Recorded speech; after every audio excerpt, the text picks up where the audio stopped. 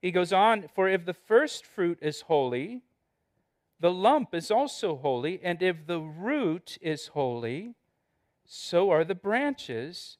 And if some of the branches were broken off, speaking of the Israelites, and you, speaking of the Gentiles, being a wild olive tree, were grafted in among them, and with them became a partaker of the root and fatness of the olive tree. He says here that Gentiles or non-Jews were grafted in to Israel. Sometimes you hear people use that phrase, that we're grafted in. We've been grafted into Israel. And Gentiles are described as a wild olive branch grafted into the cultivated tree of Israel. As Gentiles, we are grafted into Israel through Jesus Christ. And he says here, we now get to partake of the root and fatness of the olive tree of Israel. What's the root of the olive tree of Israel? The covenant that God made with Abraham. That's the root of Israel. And now we as Gentiles, we've been grafted in through Jesus Christ, and we get to partake in the blessing of the root of that covenant. We get to partake in the blessing of the covenant made with Abraham. What's the fatness? The Old Testament. That's the fatness. And as Gentile believers in Jesus Christ, we get to enjoy the root and fatness of the olive tree of Israel. You're enjoying that on Thursday nights, hopefully, in Daniel. Sunday mornings, we're going through Genesis, the root and the fatness of the olive tree of Israel. We're grafted in to what God has started and established with the Jewish people, with Israel. And we are wild olive branches. He didn't start this with us.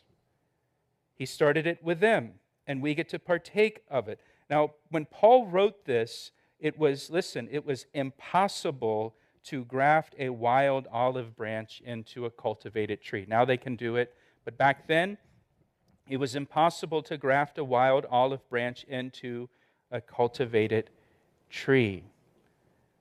For us as Gentiles, we are saved by grace and the mercy of God.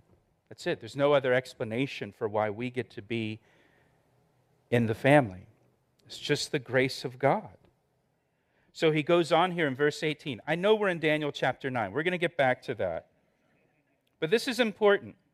Part of the reason this is important is because you will hear teaching that says God's finished with Israel. That God has set them aside permanently. And that there's no more plan for Israel, for the Jewish people, or Jerusalem, or the land of Israel. That they're insignificant now. But what we see here is that that's not true. Verse 18. So he says, do not boast against the branches, but if you do boast, remember that you do not support the root, but the root supports you. You will say then, branches were broken off that I might be grafted in. Well said, because of unbelief they were broken off, because of their unbelief in Jesus, and you stand by faith in Jesus. Do not be haughty, but fear, for if God did not spare the natural branches, he may not spare you either. Therefore, consider the goodness and severity of God. On those who fell, severity, but towards you, goodness, if you continue in his goodness. Otherwise, you also will be cut off. Verse 23, and they also, if they do not continue in unbelief, will be grafted back in. For God is able to graft them in again. For if you were cut out of the olive tree, which is wild by nature, and were grafted contrary to nature into a cultivated olive tree, it wasn't possible to do that, how much more will these who are natural branches be grafted into their own olive trees? He's talking about Israel being restored and grafted back in. Then verse 25, he's going to give us like a summary statement now.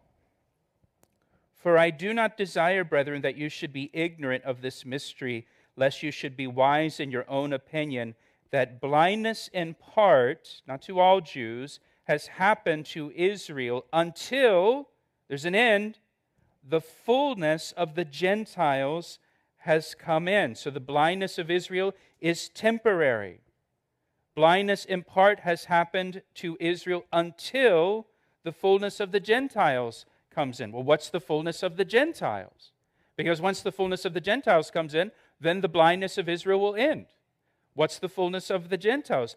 What that means is God has a set number of Gentiles He will call out of this world and bring into the body of Christ, bring into the church. And once that set number is reached, God will turn His attention back to Israel. In verse 26, He says, then all Israel will be saved, meaning all Israel after the fullness of the Gentiles has come in, not all Israel for all time, but after the fullness of the Gentiles comes in, God will then turn back to Israel, because God also has a set number of Jews that will be saved. And so once the fullness of the Gentiles comes in, God will turn His attention back to Israel, and then the fullness of Israel will be brought into the church. And so you have the fullness of the Gentiles, and you have the fullness of the Jews, and they together make up the church. Look down in verse 28. Concerning the gospel, they are enemies for your sake, speaking to Gentiles, but concerning the election, they are beloved for the sake of their fathers, for the gifts and the calling of God are irrevocable. God has not revoked His call on Israel, the Jewish people. God will one day turn His attention back to the Jewish people in the last days when the fullness of the Gentiles comes in.